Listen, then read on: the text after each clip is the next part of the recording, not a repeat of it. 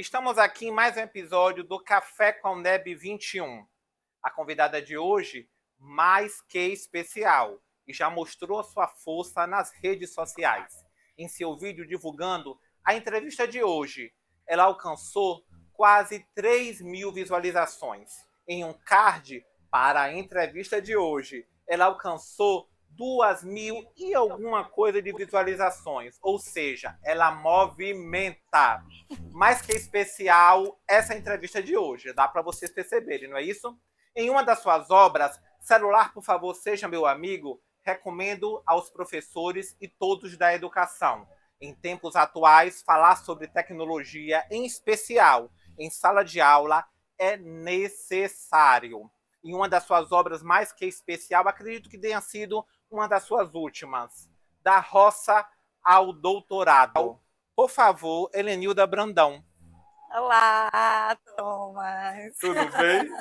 Obrigada pelo convite, muito obrigada. Helenilda, como você se sente em suas postagens, por mais simples que seja, ter movimentado tantas redes sociais, muitas menções, muitos comentários, muitas curtidas? Para lhe falar a verdade, recebi mensagens até pelo direct. Você sabia e tinha consciência do quão especial você é? Eu fico feliz, né? A expectativa foi grande para esse momento e tenho certeza que a entrevista vai ser um sucesso, como vem sendo a sua carreira na docência, a sua carreira como escritora. Agora você tem uma nova formação, né? E vamos falar sobre ela. Vamos falar sobre isso também. Fique à vontade. Oh, tudo lindo. Helenilda Brandão, mais uma vez, seja bem-vinda. E eu vou começar de uma forma que eu começo todas as entrevistas. Já está virando uma marca. Quem é Helenilda Brandão?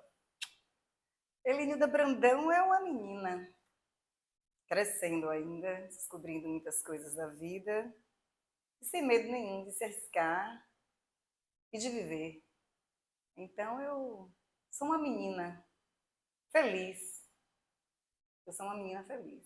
Posso dizer com toda certeza, eu sou uma menina realizada. Acho que isso define a Helenilda Brandão. Define. Helenilda, nos conte como foi a sua infância. Me fale um pouco do seu pai, da sua mãe, irmãos. Então, sempre que, logo após o doutorado, quando eu defendi a minha tese, O Adolescente Desconectado em Teias de Relações, e eu comecei a apresentar o livro, também aqui na UNEB, eu sempre contava a história da minha família, mas não revelando que eu estava falando do meu pai e falando da minha mãe, nem do lugar onde eu nasci. Então eu conto que havia um menino muito traquino, um menino danado demais, na zona rural de Tapitanga, com 22 filhos a família tinha. Ele era o filho mais inquieto e que a mãe não dava conta de tantas traquinagens, e um dia ele fez uma traquinagem tão séria que ela acabou decidindo doar o filho para um fazendeiro. Mas não doou como filho, doou como trabalhador. Ele então ia completar 8 anos e esse fazendeiro com fama de jagunço o levou e o criou como trabalhador.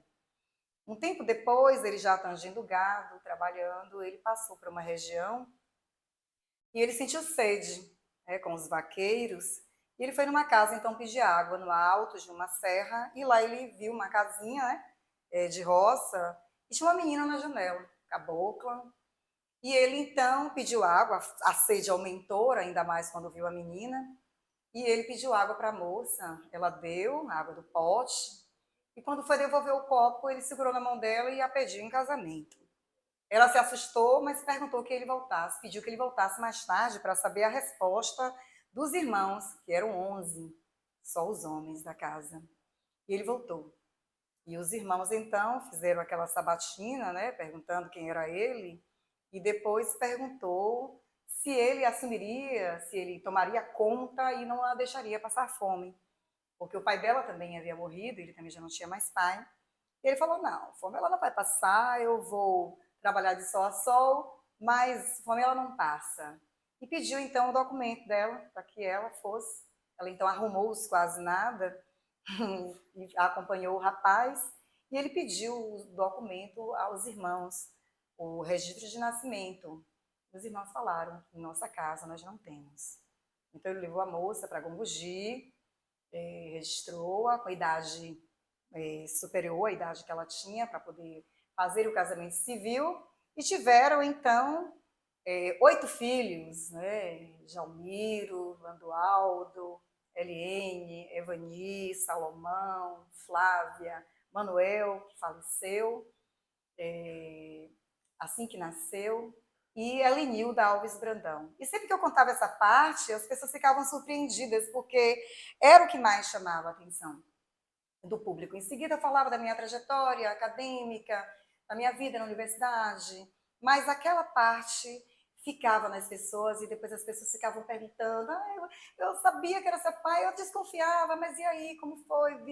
Eu terminava de contar que depois ele vendeu, vendo os filhos crescer ali na roça, não a roça dele, mas ele trabalhador da roça. Você colocou essa história no livro, que é o seu pai, e as pessoas não sabiam até então que era seu pai. Agora já sabem, né? É o que eu faço quando eu vou trabalhar alguma agora palestra. Já sabe? Agora já sabem, né? Também já ia falar assim, olha que programa especial, ela revelou aqui no Café com Neb, mas ela já está revelando então, nas palestras. Por conta disso foi que nasceu o livro Da Roça ao Doutorado. Que vamos falar sobre ele um pouco mais depois. Então ele vendeu alguns pertences que ele tinha, uma mula, um rádio, aqueles rádios antigos, umas tarefas de mandioca, uns porcos, fez umas economias e conseguiu comprar um terreno. E desse terreno ele levantou uma casinha, já em Ubatã, que é a roça em que eu nasci, os meus irmãos mais velhos, uma região conhecida como Bolachinha. Ele comprou então esse terreno e começou o final de semana vindo, construindo, levantando uma parede.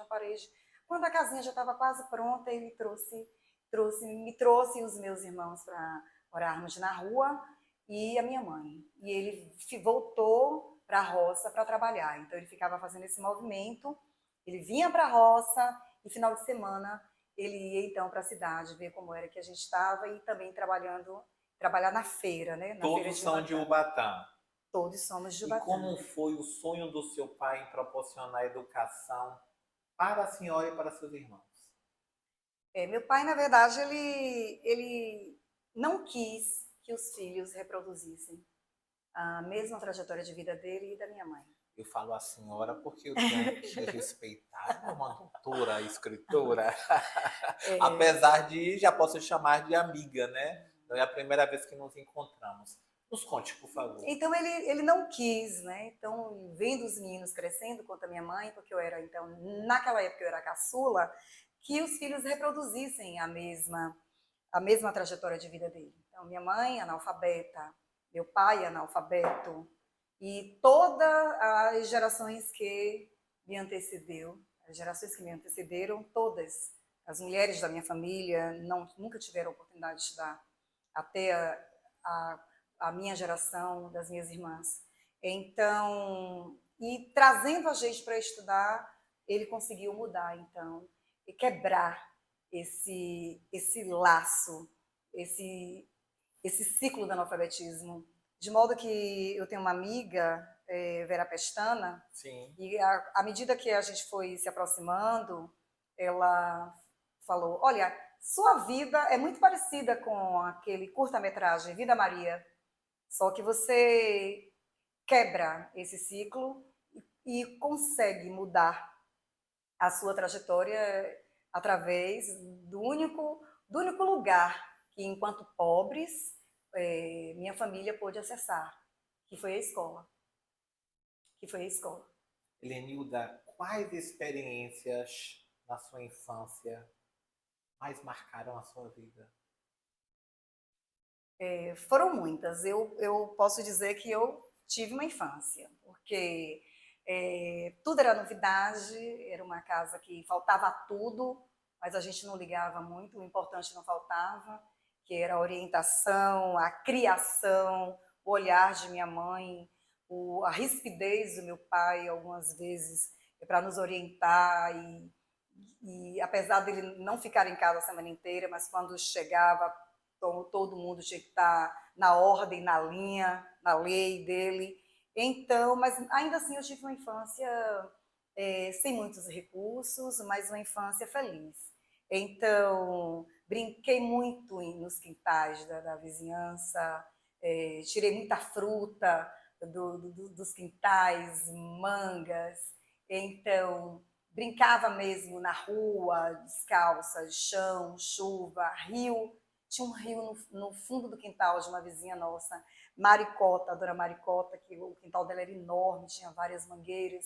E o rio, eu pequena lembro que a gente colocava os pezinhos na água e via as pedrinhas e os peixinhos ainda fisgando os pés. Então eu tive uma infância muito bonita, nesse sentido de poder aproveitar, mas também uma infância eu posso dizer, de carente, uma infância carente dos recursos. Por exemplo, eu não pude fazer o tratamento de saúde que eu precisava para as doenças que afligem a infância e que me afligiu também, eu e os meus irmãos. Eram os remédios caseiros, né? Que minha tia, minha mãe, sempre ali perto, algumas plantas, algumas ervas. Mas o que mais marcou a minha infância mesmo foi quando eu perdi os meus dentes, né?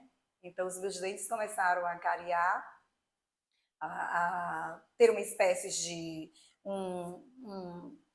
eu não sei explicar bem, mas uma espécie de a parede, o esmalte do dente, ele começou a ficar pigmentado, então criando vários orifícios, e ali juntava alimentos e ficava. E era muito difícil ir para a escola, sorrir, e eram muitas críticas. Naquela época não se falava em bullying, mas eu fiquei muito tempo sem poder sorrir porque os meus dentes não favoreciam, não era uma imagem bonita de se ver.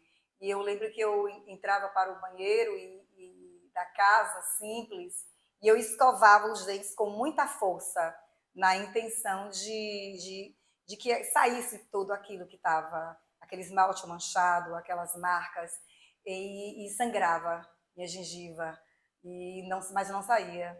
Então, um dia a mãe me falou assim, minha mãe, nós vamos ao dentista. E eu fiquei muito feliz, eu falei, opa, agora vai dar certo, agora o dentista vai limpar os meus dentes e eu vou, então, poder ser como as outras crianças, as outras colegas. Mas aí, quando chegou no dentista, ele falou assim para minha mãe, ela conseguiu uma ordem com o vereador, vamos limpar os dentes da menina, mas aqui não faz, porque aqui é uma ordem de serviço que o político dá, então aqui a gente só faz extração.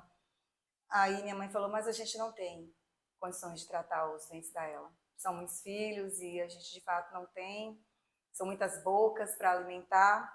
Aí o dentista insistiu ainda que tinha tratamento, que os meus dentes estavam com as raízes ótimas, mas que era uma questão de poderia limpar, fazer a restauração, mas ela insistiu, não, doutor, não tem, a gente não tem condições de tirar, o senhor pode fazer a extração dos dentes, e eu ouvi os dentes caírem um por um naquela latinha de inox naquele consultório, e durante muito tempo na minha vida, sorrir era algo que eu não podia fazer.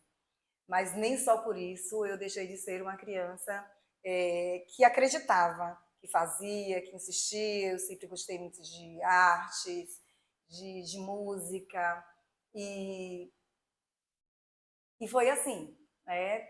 A minha adolescência foi um pouco ofuscada pela ausência dos dentes. Eu acho que quem passou por isso sabe exatamente do que eu estou falando. Helenilda, em todas essas dificuldades, podemos dizer que você passou fome?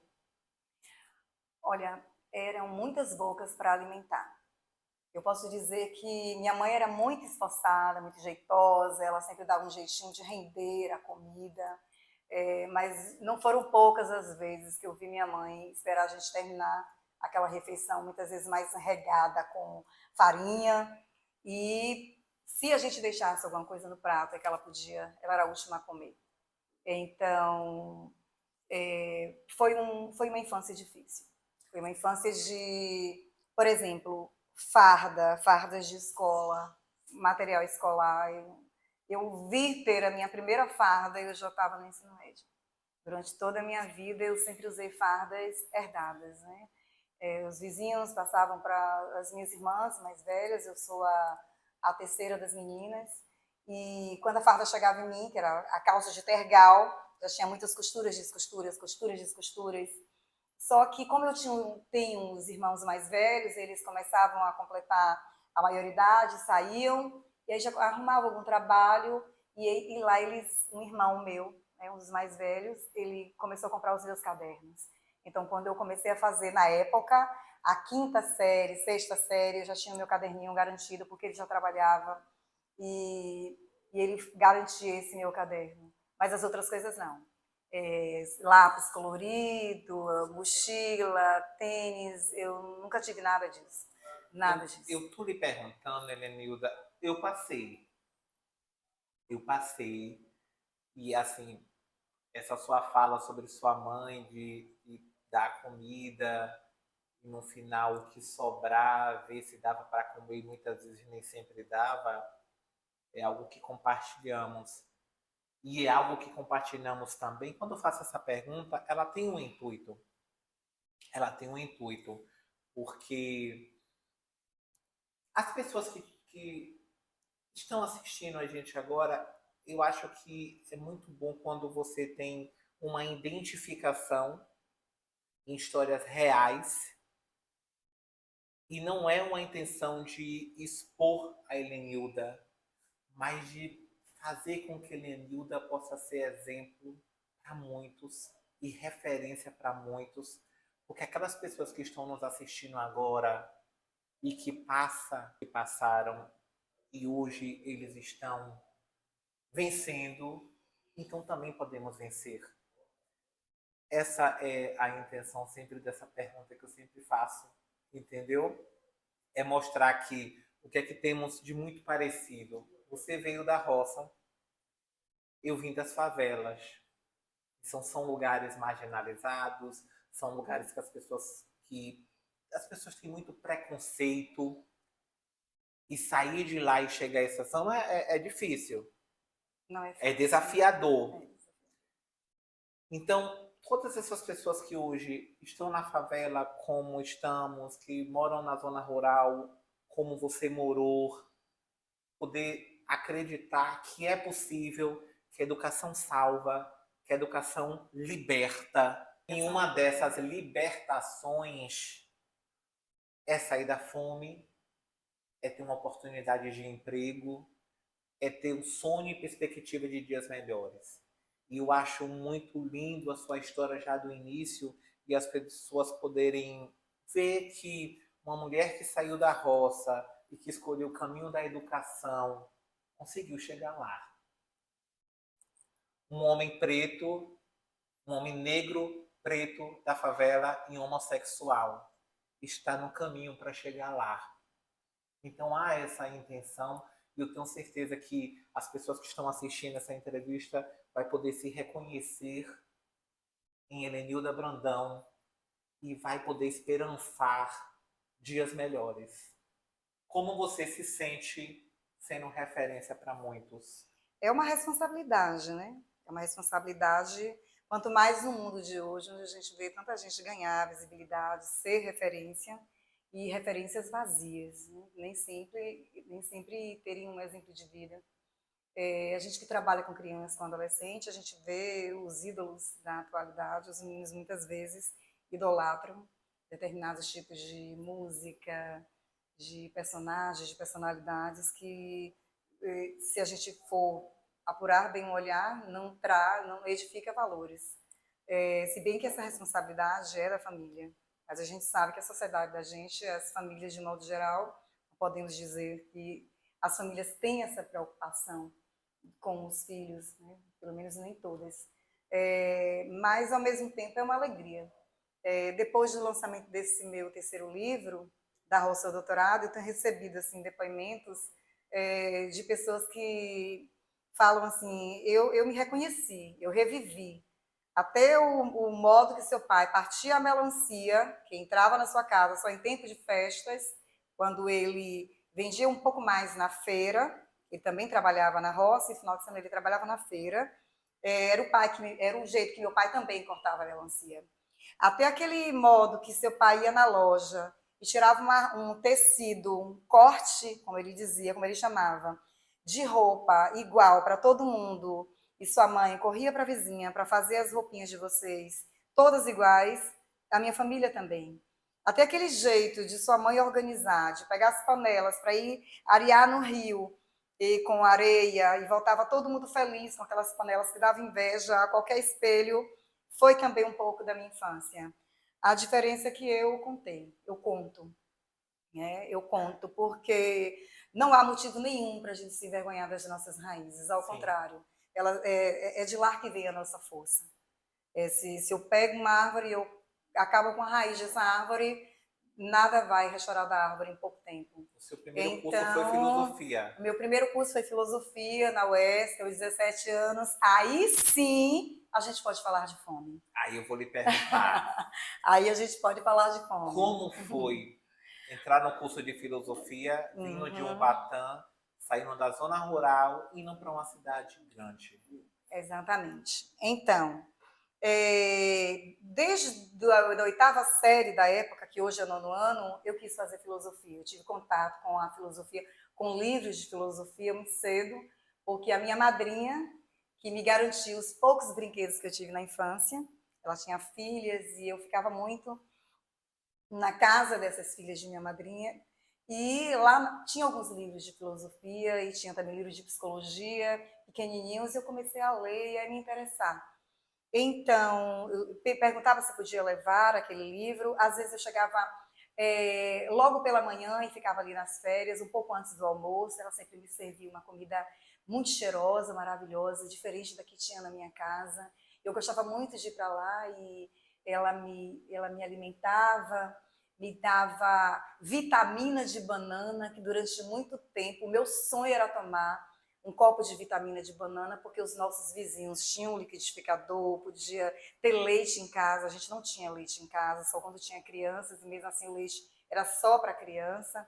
E quando eu tomei pela primeira vez, já quase na adolescência, um copo de vitamina de banana, eu não senti o sabor, porque eu engoli tudo de uma vez, então ela passou direto e foi uma oportunidade. Então, eu me interessei logo por esses livros, na casa da filha da minha madrinha, e eu sabia que eu queria filosofia, mas eu também sabia que ia ser difícil. No terceiro ano, fiz magistério, fiz o estágio com muitas dificuldades, porque naquela época, ser estagiária não é como hoje, que você chega só com o material didático, com a sua metodologia. Os estágios da minha época, época de 80, 90, a estagiária tinha que levar praticamente o arsenal para a sala de aula e tinha que custear tudo aquilo. Era lembrança, era festa para criança, que era um mundo. E minha família não teve como favorecer, como me ofertar esse momento. É tanto que, quando chegou próximo à minha formatura, meu pai me levou à joalheria, fez eu provar o anel, eu coloquei o anel no dedo e ele também falou para mim: tire o anel e devolva no lugar, porque no momento eu não posso comprar. E foi o momento que o Cacau estava embaixo, ele já tinha a rocinha dele e ele havia perdido muito para a vassoura de bruxa e eu não pude comprar o anel. Você foi a primeira? Não, eu fui a terceira filha a terminar, então as outras filhas ele conseguiu dar o anel, porque o Cacau ainda tinha algo, estava dando alguma renda, mesmo tendo roça pequena, com toda a dificuldade, aquele dinheiro da colheita para tudo. Ele mesmo assim ainda conseguiu comprar um jipe, que era com esse jipe que ele carregava a gente para a roça em tempos de férias, todo mundo ia para a roça, todo mundo ajudava na colheita. Mas no momento da minha formatura, meu pai estava numa situação muito difícil, ele não pôde me dar o anel, ele não pôde sequer me dar o vestido da formatura. Mais uma vez a minha madrinha, ela fez uma casinha de abelha, pregou as pedrinhas e eu já me virava para ganhar algum dinheiro. A gente também começou a trabalhar muito cedo, eu vendia revistas daquela época, Hermes, revista do Avon, eu pintava, sempre pintei, e pinto até hoje, pintava fraldas, panos de prato, cartazes para as estagiárias, fazia painéis, cobrava algum trocado ou outro e comprei o tecido do resto do meu vestido. E aí terminei o ensino médio, terminei o magistério, que foi o meu ensino médio, e sem anel, mas o meu irmão me deu o sapato para a formatura, eu tomei a beca vermelha emprestada de cetim e concluí. E ainda assim, um vereador da minha cidade chegou já no final do terceiro ano, né, do magistério. Ele chegou na sala da gente e falou assim: olha, tem uma universidade chamada FESP, que é a atual UESC, que tem uns vestibulares, e se vocês quiserem estudar, eu falei assim, deixa eu ver esse folheto. Então, eu corri os olhos nos cursos e parei o dedo em cima da palavra filosofia. Eu falei assim, como é que faz para se inscrever? E aí os colegas, eu vou me inscrever para direito, me inscrever para economia, que dá dinheiro. Eu falei assim, não, eu quero filosofia. Então, gritou em mim essa vontade pela filosofia, ele fez, pegou os documentos da gente, fez as inscrições, fomos então ao prefeito da época, pedimos o ônibus, e foi a primeira vez que eu fui para outra cidade, que eu viajei para outra cidade, para uma cidade maior que a minha, foi quando eu fui fazer o vestibular para filosofia. Eu perguntei se você foi a primeira, você disse que não no fundamental, mas Na no nível faculdade, superior você foi a primeira. a primeira. Como foi para o seu pai esse Ah, momento? meu pai, ele não, de início ele ficou feliz, depois quando ele soube que era a filosofia, ele perguntou para que servia a filosofia e por que eu não tinha feito o que o filho do fazendeiro tal, porque meu pai também queria que a filha dele tivesse o título de doutora. O doutor que ele chamava, que são os advogados, ele, mas por que você não faz assim para ser advogado, ser advogada, por que não faz aí a advocacia? Aí eu fui explicar para ele, mesmo assim ele apoiou, só que a gente não tinha condições de alugar uma casa, então a prefeitura tinha uma casa na época, no Salobrinho, que fica perto da universidade, sim, e a casa da prefeitura, só que a casa não tinha nada. A casa não tinha um banheiro, a casa não tinha água encanada, a casa faltava energia constantemente por conta de pagamento de contas. Aí sim a gente vai falar de fome. Porque a minha mãe partilhava a feira, que era um período muito difícil para meu pai, a lavoura estava praticamente perdida, e partilhava a feira comigo. Então ela tirava da feira da casa, ela tirava parte do meu pai levar para a roça, porque ele nunca deixou de trabalhar na roça. Meu pai morreu, ele chegou da roça, sentiu uma dor, foi para o hospital e morreu. No hospital já morto, eu tirava das mãos do meu pai, já no caixão, eu tirava a nódea que ficou da colheita, porque ele morreu de fato trabalhando. Então, ela dividia a feira e a minha feirinha eu levava, então, lá para a universidade. Não vinha em casa, às vezes não vinha porque não tinha passagem. Porque não tinha passagem, dinheiro para pagar a passagem, então eu ficava lá. Final de semana os colegas às vezes vinham e eu fui morar nessa casa, eu e outra colega, e foi um momento muito difícil. E a sua mãe, ela dividia a feira por seu pai e para você? E para mim também. Então a feira ficava com um pouco dela, já com os meus dois irmãos menores, que não nasceram na roça, mas nasceram já em Ubatã. Então, ainda tinha esses dois irmãos que estavam crescendo, então foi um momento muito difícil. Então, logo eu percebi que não tinha como eu apenas estudar. Eu tinha que estudar e trabalhar. É por isso que esse livro do doutorado chama tanto a atenção das pessoas. Porque fala de uma realidade explícita que a gente tem de fazer. Calma, que eu vejo a sua ansiedade para falar das suas obras, mas já estamos chegando lá. Tá bom. Eu vou lhe fazer uma pergunta até chegarmos ao livro, que eu sei que você está ansiosa. E não é por menos, né? Então, podemos dizer que esse foi o seu maior desafio em sua formação. Mas na sua carreira profissional, qual foi?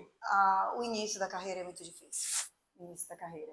E olha que eu me escolhi professora desde quando eu tinha 14 anos. Que eu comecei a trabalhar para ter um dinheirinho, então eu dava bancas.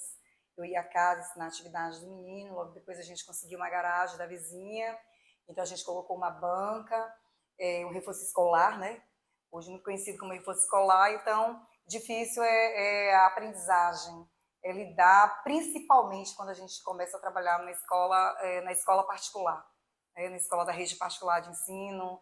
Foi sua primeira escola? Foi a minha primeira escola, Mas logo em seguida também eu comecei a fazer os concursos para reda e eu consegui, né, consegui trabalhar como reda já nas escolas públicas de Gongogi, de Ubatã, e fui então me empreendendo nessa vida. Mas o mais difícil para mim foi o início na escola particular, a exigência de fazer tudo certo, de suportar muitas vezes a humilhação que alguns estudantes, quando sabem que ele tem uma condição superior à do professor, e você fica meio confuso porque você não sabe, você não pode muitas vezes reclamar. Uma vez eu vi de um dono de uma escola dizer: olha, vocês cuidado na hora de se queixar do filho de A, do filho de B, do filho de C. Então, esses meninos são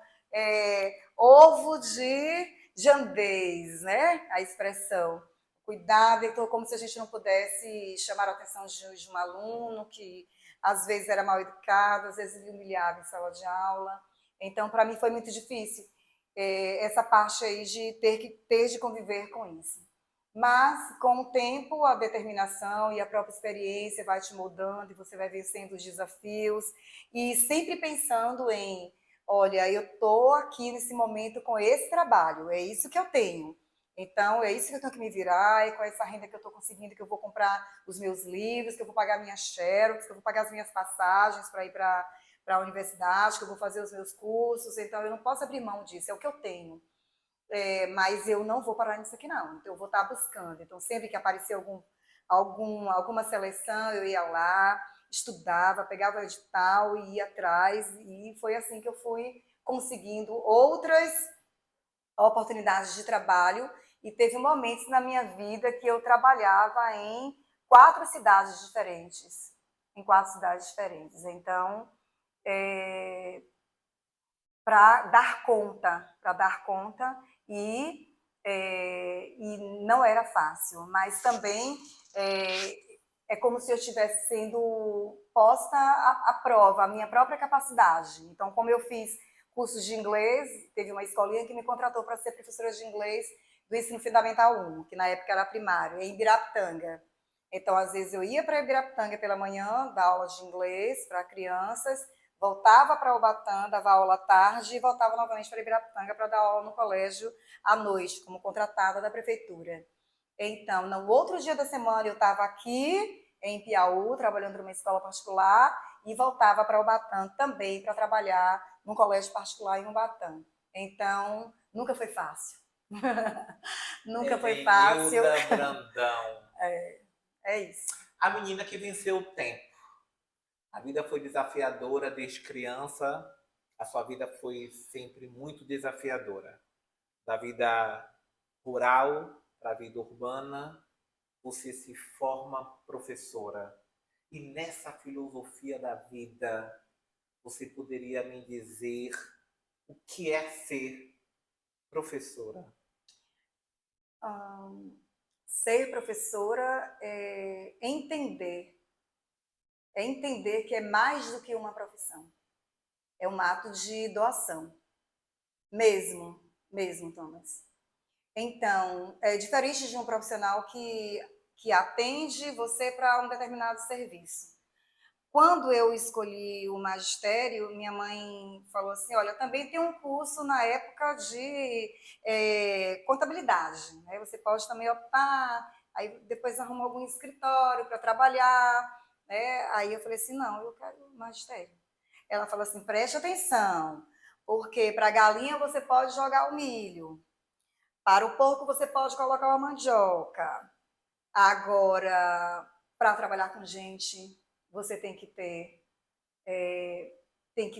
um preparo especial. E foi assim. E eu aprendi a ser professora vendo outros professores.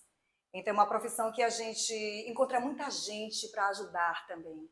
Muitos colegas para dizer: olha, vai por aqui, pega assim, nesse momento você faça isso. É você ter o olhar e o interesse pelo ser humano. E a profissão do professor foi mudando de acordo com o tempo. Antes o professor chegava na sala de aula, dava o conteúdo dele, hoje não.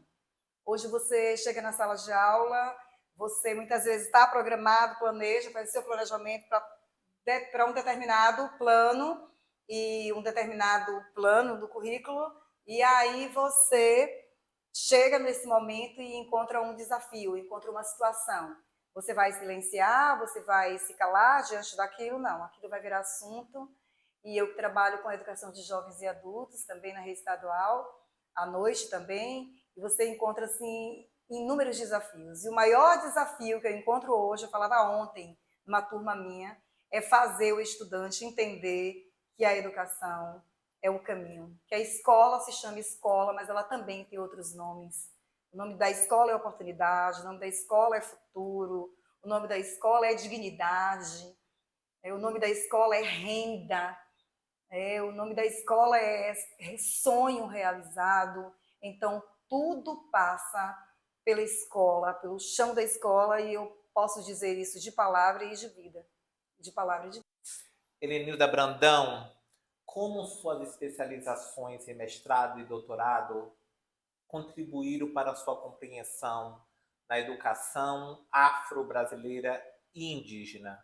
É uma longa trajetória, né? Eu desconheço, assim, um ano, com exceção do tempo que eu parei para parir,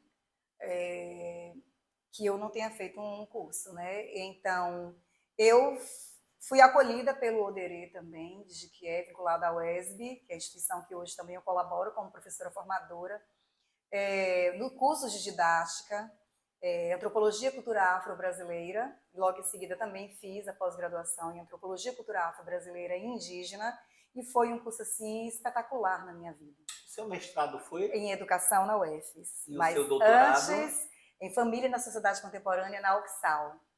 Então, essa pós-graduação, ela foi uma água divisora na minha trajetória, porque ela te prepara muito para essas questões que às vezes nos é cara de poder admitir o que é que eu estou em sala de aula. Essa semana eu pensava e compartilhava com colegas que a Lei 10.639 de 2003, ela na verdade já tem quantos anos? Uns 20, um pouco mais de 20. Estamos em 2026, né? É uma lei que não é mais uma criança, nem um adolescente. Por que essa lei, na verdade, não é aplicada como deveria ainda hoje nas salas? Respeitada. Exatamente. Então, essa pós-graduação serviu para eu me compreender, como eu, professor, que estou na formação, na sala de aula, o que é que essa lei não funciona? O que é que essa lei, de fato, vez ou outra, a gente vai entender toda a construção da sociedade brasileira, que é uma sociedade preconceituosa, uma sociedade racista, que vivencia de modo quase que natural o racismo estrutural, institucional, o racismo recreativo, Sim. O racismo religioso. Então, em todas as suas facetas. Então, esse curso em especial, houve uma tarefa, inclusive, eu falo tarefa, né, uma atividade do curso Sim. de pós-graduação, que o professor Edson, esposo da professora Maria Santana, eu conto isso nos capítulos do livro da Roça do Doutorado, ele pediu, então, que nós fôssemos um sábado, e era dia da cidade de quê? Então, ele deu a seguinte atividade: vocês vão sair daqui e vão lá no desfile identificar onde estão as crianças negras. E fomos. Os colegas ali nos carros, e levamos os nossos celulares. E lá, amigo, a gente pôde constatar que muitas vezes na própria escola, a própria educação é que reproduz as atitudes racistas. Então, vinham nos carros de princesa, príncipes e tudo mais, contos de fadas, crianças branquinhas, os cabelos loiros, e nada de aparecer as crianças negras. Lá no final do desfile, quando já não tinha mais nem fanfarra, lá vêm as crianças negras, né, vestidas de escravos, baianas, trabalhadores rurais, então sempre visto como aquele que carrega o peso da sociedade, e carrega de fato. E o que mais impressionou foi a naturalidade com que tudo acontecia e ninguém questionava. Quando voltamos à sala do professor Edson, a gente demorou para poder falar o que havíamos visto, porque, na verdade, é explícito e acaba sendo natural, o que não é natural, como diz Bertolt Brecht, nunca diga isso é natural. Sim. Então a gente tem um longo caminho a percorrer, mas isso cabe a cada um. E o trabalho do professor, do educador, é exatamente estar desconstruindo o tempo todo, inclusive a si mesmo, Sim. os seus pré-conceitos, a sua cosmovisão limitada, para que a gente viva de fato uma sociedade e também uma educação antirracista. A sua dissertação, ela propõe mudança no currículo do ensino médio. Ensino médio. Por que isso é importante para os alunos de hoje? Porque o currículo, do modo com que ele era colocado e ainda não interessa mais ao jovem de hoje, ao mundo de hoje. Você vê que você fazendo uma pesquisa sobre as profissões daqui a 10 anos ainda nem surgiram ainda. Então a gente vive um mundo hoje que muda rapidamente, né? Como fala Deleuze, é um mundo de mutabilidade, de multiplicidade, e o currículo tem de acompanhar.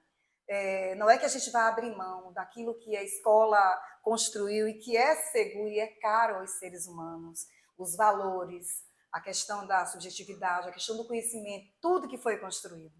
Eu não vou derrubar uma casa porque simplesmente eu quero porque quero que nessa casa entre um móvel novo, mas eu tenho que entender que o novo chega, o novo existe, e as pessoas de agora não são mais as pessoas de antes, que os valores devem sim serem preservados, os valores universais, inclusive para a própria sobrevivência e para o bem comum da própria sociedade, mas que a gente tem que não aceitar a versão, um único conto de uma única história, que apenas um povo vá se contar, que apenas uma narrativa, apenas um olhar. Então essa multiplicidade tem que chegar, e isso perpassa pelo currículo, porque currículo é política. Você me fez lembrar de Chimamanda, O Perigo de uma História Única. É isso. Elenilda, você falou sobre currículo, você falou sobre educação antirracista. Para você, quais são os maiores desafios para promover essa educação antirracista nas escolas? Eu penso que vencer o racismo velado.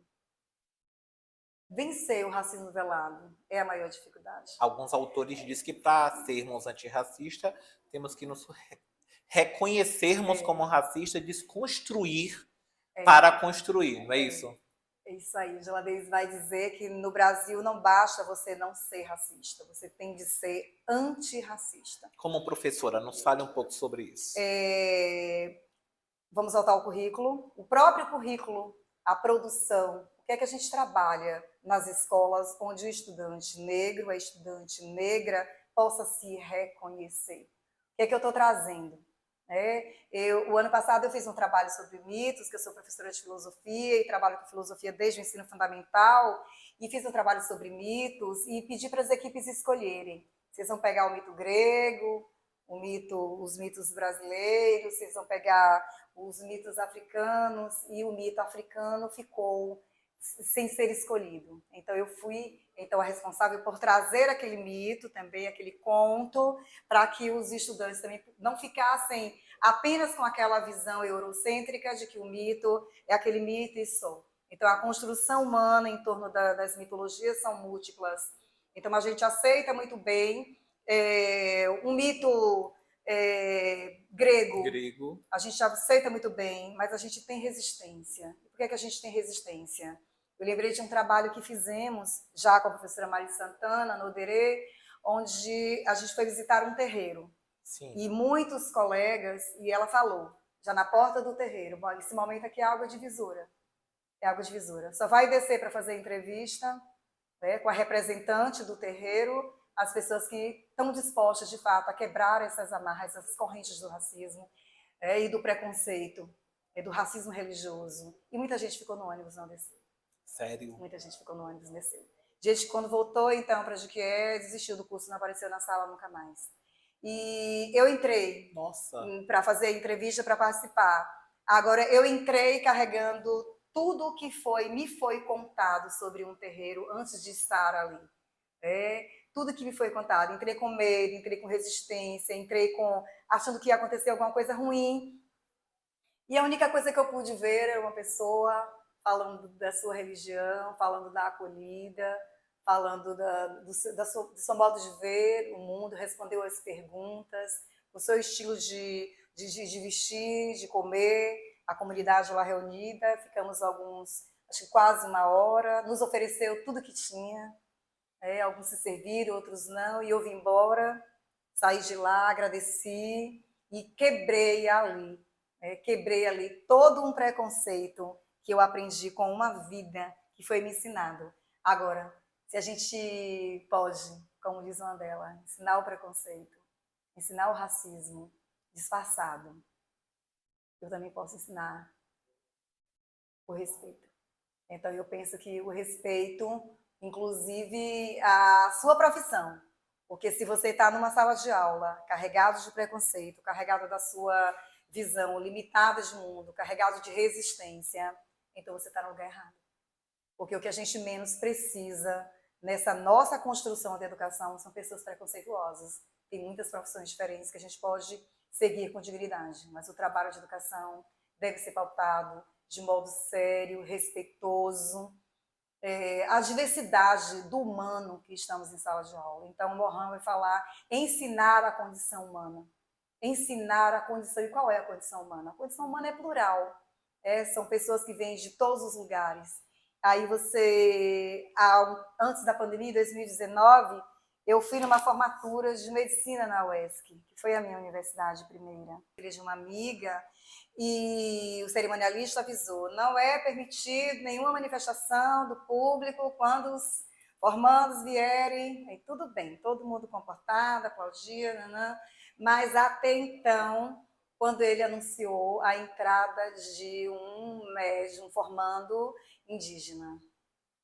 Então, quando ele levantou com seu cocá para receber o seu diploma, primeiro da região, de toda uma região a formar em medicina. Um povo que já habitava aqui, com uma história muito quis contar do jeito que ela contou, eram 6 milhões, mas não eram. Qualquer pessoa pode derrubar essa tese rapidinho. E quando ele levantou, meu amigo, aquele auditório inteiro virou uma tribo. Porque é o que somos. Somos. A humanidade todos. É uma família só. Para você, pode continuar. É uma família só. Então eu fiquei pensando, depois. Obrigada, amigo. Fui pegar água para a Nilda, derrubei essa obra maravilhosa. Eu fiquei pensando depois como ele foi recebido no lugar dele. Sempre foi negado, sempre foram tratados como selvagens. Então a gente tem muito a construir nessa educação étnico-racial, muito a construir com os marginalizados da sociedade. É isso, amigo. Quer um tempinho? Não, vamos continuar. Nossa querida se emocionou. Eu sabia que ia haver muita emoção. Que história maravilhosa. Anailson tá ali atrás da câmera, emocionado. É isso. Então é isso. Elenilda, na pandemia, você escreveu um livro falando sobre adolescentes e tecnologia. Isso. Esse livro foi a minha tese. Por que este tema? Esse livro foi a minha tese de doutorado, que era um tema que me interessou muito. Com a chegada de celulares em sala de aula, muita coisa mudou. O aluno não dava mais atenção ao professor e ele se envolvia muito e o tempo passava, a aula fluía e a gente não viu o aluno mais na sala de aula. E então eu me interessei por esse tema. Qual é a influência desses smartphones? O primeiro é esse aí, acho que é esse aí. Tem aqui o livro. Aqui. É o de lá da tese. Esse, não, é o de lá. Esse é fruto da tese também. Esse aqui. Eu conheci esse. O celular, por favor, seja meu amigo. Mas é esse aqui. Mas é esse. Pronto, então qual a influência a tese? E não está inteira aqui, né? E não está inteiro, imagina. Mais de 400 páginas, aqui deve ter quase 300 páginas. Ana sabe que ele leu, né, Ana? Quase 400? Então, com as referências, com os pós-textuais, deve chegar a isso, com as autorizações dos familiares, dos participantes. Então, dá um texto muito denso. Então, eu quis saber... gerou esse. Exato. Esse aqui é a parte do resultado da pesquisa, de modo mais coloquial, uma forma de tentar orientar como é que a gente vai utilizar essas tecnologias, sempre para favorecer, dar um up na vida, nunca como objeto de alienação, que infelizmente é o que acontece. É o que está acontecendo se as famílias, se os educadores não levarem a sério essa questão. Então, quando o menino está no celular, ele só não está no celular. Ele está visitando mundos, ele está formando opiniões, ou não.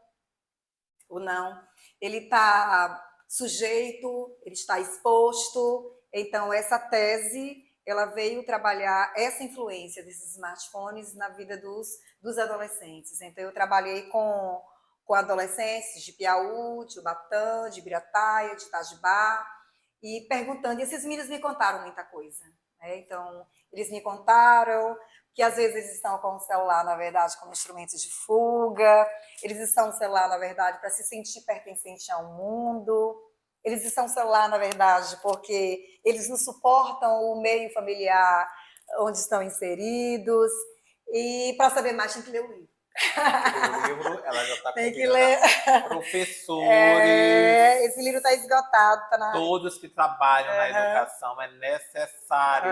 Eu fiz um curta que uma aluna falou do seu livro. Ela falou desse. De lá, exatamente. Falou, por favor, seja meu amigo. Isso, esse livro... E uma pergunta que foi crucial no curta, eu gostaria de fazer com você aqui pessoalmente. Nem imaginei que chegaria esse momento. Vamos lá. Celular na sala de aula ajuda ou atrapalha? Vai depender muito do uso. O modo com que está sendo utilizado atrapalha. Atrapalha o dono do celular, que muitas vezes está lá. Ainda ontem à noite eu enfrentei uma situação dessa. Né? Jogando com volume alto, mesmo mediante a lei do ano passado. Então, jogando a distração, ninguém quer a distração que o celular traz. A distração com os jogos, a distração com as redes é terrível para o trabalho do educador. O contrário, o celular utilizado como instrumento para poder colaborar no trabalho do professor é fantástico. Sim. Então, o que a lei vem dizer é que não é permitido a distração, o uso desenfreado o tempo inteiro, porque você está conversando comigo aqui há quase uma hora ou mais. Se você estivesse olhando para o celular, a gente não estaria dialogando, não teria essa interação. E não é só isso. A gente que vem se aperfeiçoando há um tempo sobre esses estudos, e hoje não é mais pesquisa apenas com entrevistas, com observação, hoje é a neurociência, hoje é ressonâncias que mostram o impacto cerebral da superconexão. A gente não está falando de conexão, a gente não está falando dos males da tecnologia, não. A tecnologia é o fogo que os deuses roubaram, que Prometeu roubou e entregou à humanidade. Então, não é sobre isso. É sobre o excesso, é sobre a vida que passa junto com o tempo de conexão que não está sendo aproveitada. Esse menino que está na escola, em tempo de aprender, mas ele está brincando, ele está jogando. Sim. Só que a vida dele depende lá daqui a 10 anos do que ele está aprendendo agora aqui. E se ele não aprende agora aqui, como é que vai estar essa vida lá? Então, a preocupação que a gente traz nesse livro, que é um livro aceito já em escolas daqui de Piauí, da região, já tem escola adotando pela segunda vez esse livrinho, é exatamente esse. É trazer esse olhar de responsabilidade. É o menino pegar o celular dele para brincar, para jogar, mas ter um tempo para isso. Ter alguém que acompanhe. Porque a culpa não é do menino, como eu costumo dizer, não é da criança nem do adolescente. Olha que a gente nem chegou na infância. Sim. A gente está ainda na pré-adolescência e adolescência. A culpa é de quem compra e dá. Por que essa família dá isso a esse menino e esquece? Deixa o menino no quarto. Teve uma senhora que falou assim, Elenilda, eu quero um livro para dar ao meu sobrinho. O menino esse dia saiu, ele até a voz da gente incomoda.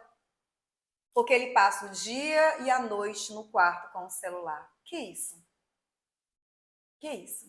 E de quem vai pagar essa conta? Quem vai pagar essa conta?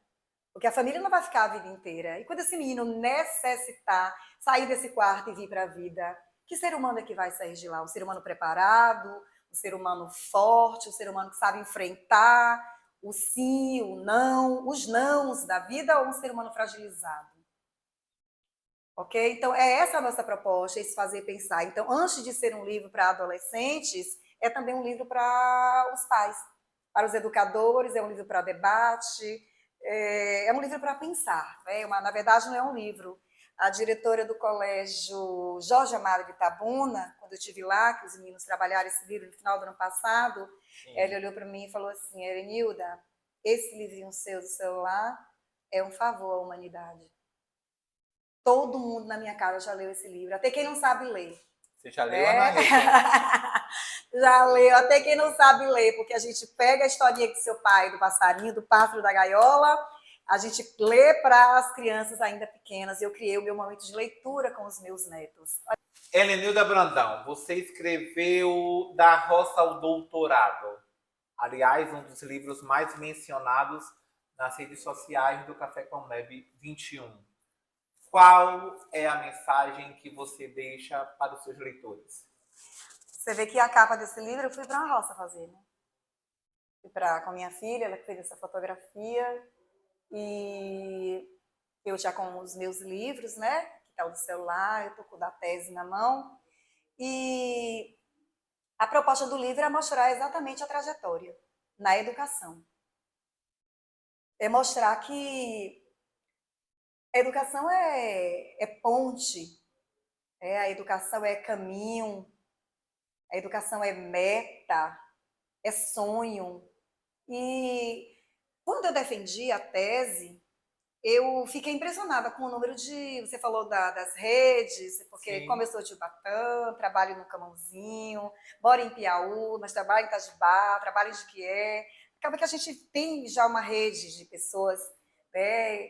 Então, foi mostrar exatamente como a educação vem como uma proposta para fazer esse Vida Maria ter um final diferente. Um Sim. final não, porque eu ainda não estou no final, eu estou começando. É só o E começo. quando eu defendi, eu recebi muitas felicitações e eu não entendi. Eu falei assim, mas por quê? Se no mestrado eu defendi, teve parabéns e tudo mais, por que aqui no doutorado o povo está com essa coisa de tantas felicitações e foram dias e semanas, e aí, doutora, eu falei, meu Deus, e agora como é que vai ser? A vida toda professora, será que eu vou me acostumar? E aí uma colega minha falou assim, vai acostumar sim, porque conseguiu o título, e título ninguém tira. Você pode morrer, você vai morrer agora, doutora. E aí, mas eu fui pesquisar, e aí uma colega minha de Salvador, foi minha colega de doutorado, ela mandou uma pesquisa. O número de pessoas que terminam o doutorado no Brasil não chega a 1%. Então, é 0,5% da população, os dados de 2019. E desses que concluem, quantas são mulheres? E desses que concluem, quantos são negros? Quantos são indígenas? E quantos vêm da zona rural? Quantos têm pais analfabetos, como eu tenho pais, avós analfabetos? Quantos? Por isso que eu escrevi Da Roça ao Doutorado, para mostrar que independente do lugar onde a gente, de onde a gente vem, de onde a gente é, porque na verdade quem é da roça nunca sai da roça. Sim. De modo que agora, onde é que eu trabalho, onde que eu passo nas semanas? No sítio, na roça, trabalhando. Só que dessa vez, não como filha do trabalhador, mas como aquela que tem uma terrinha sua para plantar e para colher. Quem foi que me deu essa terra? Quem foi que me fez hoje olhar para as minhas filhas e dizer, você é doutora, você é mestranda pela USP, olhar para minha filha e dizer, hoje você está no 4º semestre de medicina, se meu pai não tivesse vendido aquele rádio, se meu pai não tivesse levantado aquela casinha, metade tijolo, metade madeira, Se Thomas não tivesse estudado, se Thomas tivesse parado. Então, Thomas, a educação que funciona é a educação que mostra que ela derruba as barreiras, mesmo quando a comida só dá para almoçar ou jantar, que foi o meu primeiro ano na faculdade. Eu tinha que escolher. Então, a educação vem dizer que ela, independente da sua origem, da cor da sua pele, do lugar social de onde você é, ela pode te colocar num lugar diferente. Então, ninguém perde por acreditar na educação. Eu posso dizer que eu sou exemplo vivo disso. E eu sou imensamente feliz e realizada por nunca ter parado de estudar. Eu sou estudante até hoje. E eu vou morrer estudante, porque título nenhum de doutor te dá o direito de dizer eu já sou doutor, eu não tenho mais nada a aprender. É exatamente o contrário. É tirar a mochila, é tirar os sapatos, é colocar o pé no chão. Olha quanta coisa ainda precisa aprender sobre a educação antirracista. Sim. Olha quanta coisa ainda precisa aprender sobre esse povo que está chegando agora nessa educação inclusiva, dessa educação especial. Ontem eu estava com 2 estudantes na sala, uma turma de primeiro ano. Que impotência! Que impotência diante de um estudante com autismo. Que impotência diante de um estudante com uma deficiência intelectual. Como é que eu vou agora dizer que eu sou doutora e que eu não tenho mais nada a aprender? Falando sobre isso, já para emendar com uma próxima pergunta, a senhora é formada em psicanálise. Como essa experiência se conecta com o seu trabalho na educação? Veja só, a gente que está em sala de aula, a gente recebe situações assim. Eu costumo dizer que a escola, ela ouve mais, muitas vezes, a escola ouve mais os estudantes do que a própria família. Às vezes o que o menino fala em casa, na escola, se ele tiver alguém que esteja disposto a ouvi-lo, ele vai falar. Nessa experiência que a senhora está falando desses alunos com autismo, contribui e muito? Tenho muito a estudar, amigo. Tenho muito a estudar para poder contribuir e ajudar esse pessoal. Mas os adolescentes, que é o meu público-alvo, com certeza. Com certeza. Então, sempre muito nos cotidianos, é aquele que quer falar, é aquele que quer contar, e às vezes só o olhar de professor não basta. E a psicanálise, ela vai te dar exatamente esse olhar da subjetividade. A ansiedade da menina, que está ali roendo as unhas, não é a mesma ansiedade do menino que não consegue dizer uma palavra em sala de aula. Então, somos seres e subjetividade. Então, cada ser humano é único e especial. Eu tinha muito tempo planos em migrar para essa área, né? Emendar, na verdade, porque a psicanálise é a própria filosofia do ser humano. Mas não tive como. Então, depois do doutorado, agora chegou o momento de para que eu possa realizar os meus projetos pessoais. E a psicanálise é um desses, né? Ainda tenho alguma coisa aí para realizar. Quando eu falo da questão do autismo, não é nem específico o autismo. Eu falo até por essa diversidade de alunos, cada um com a visão, com opinião, com um ponto de vista, com uma visão de mundo, com uma situação particular, familiar. De uma certa forma, não deixa de ser um grande apoio no seu trabalho como docente, a psicanálise. Certamente. Às vezes, e não são poucas, uma única palavra, uma única acolhida salva uma vida. Salva uma vida. Mantenha o menino na escola. Acho que ontem foi que eu li as postagens do vídeo, a minha participação aqui nesse momento, uma ex-aluna falou, olha, você não sabe, mas naquele dia eu fui para a escola para me despedir dos meus colegas. Só que nesse momento você entrou e deu uma aula. E você falou sobre o poder da educação. Eu cheguei em casa, fiz as minhas atividades e falou assim, eu não vou desistir. E hoje ela já está empreendendo outros caminhos para a vida dela, é o ser humano se reconhecer como potência. E a educação é o caminho para que ele se descubra isso. A partir da semana que vem, eu vou receber um ex-aluno autista, que concluiu o ensino médio com a gente. Sim. E o menino está fazendo filosofia. E a minha coordenadora, porque eu sou cercada de mulheres especiais no lugar onde eu trabalho, Shirley, Wilma, as minhas colegas, Beatriz, Danúbia, Mônica, Estela, Sinara, são pessoas, Kátia, Lia, são pessoas que o tempo todo a gente está ali se conectando, se ensinando, se ajudando o tempo inteiro. Então, Shirley me ligou e falou assim, olha, Lenilda, eu tenho um assunto para te dizer, você vai receber um estagiário. Falei, como é isso? Que eu sempre falo, quando o povo das letras aqui da UNEB vai estagiar no GEI, eu fico tentando falando, cadê os meus estagiários? E nada, ele só quer ir para o povo da área de letras, aí eu fico perdoando. Falei, mas quem será esse meu estagiário? Exatamente aquele aluno que se apaixonou pela filosofia, que foi a brecha que ele encontrou para acessar um mundo maior. E agora ele volta como meu estagiário. E vou lhe revelar que minha primeira opção era, na verdade, a segunda. A minha primeira opção era psicologia, a segunda filosofia. Acabei caindo em letras.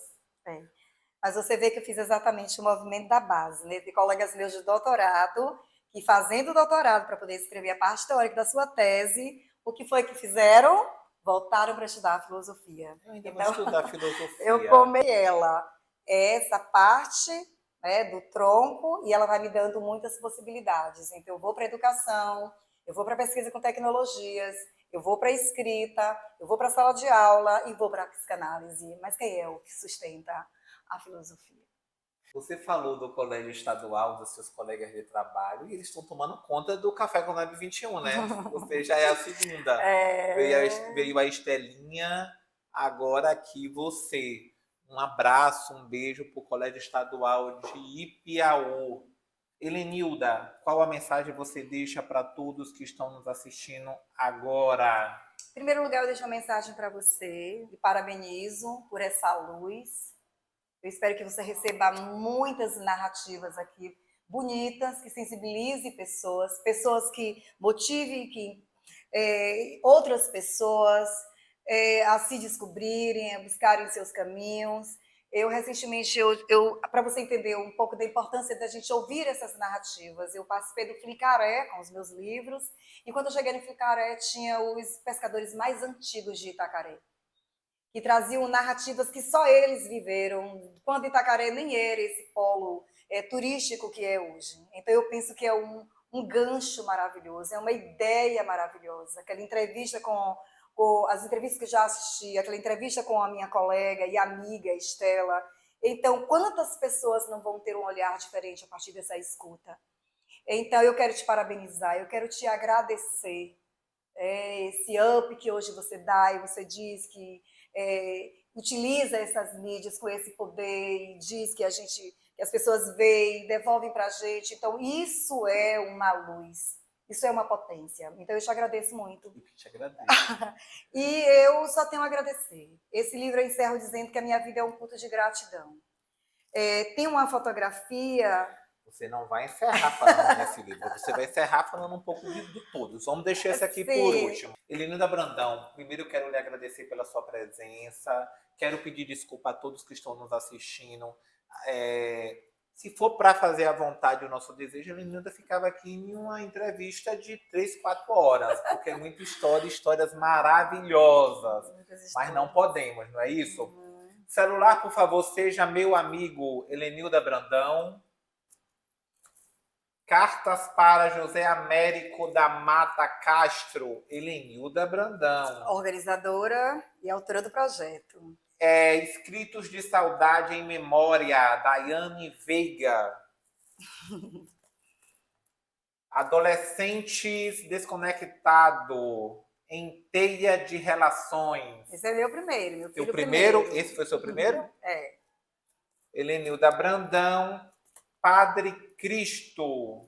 Memórias Afetivas com o Padre Cristo. Foi lançado no último dia 8 de fevereiro em Ilhéus.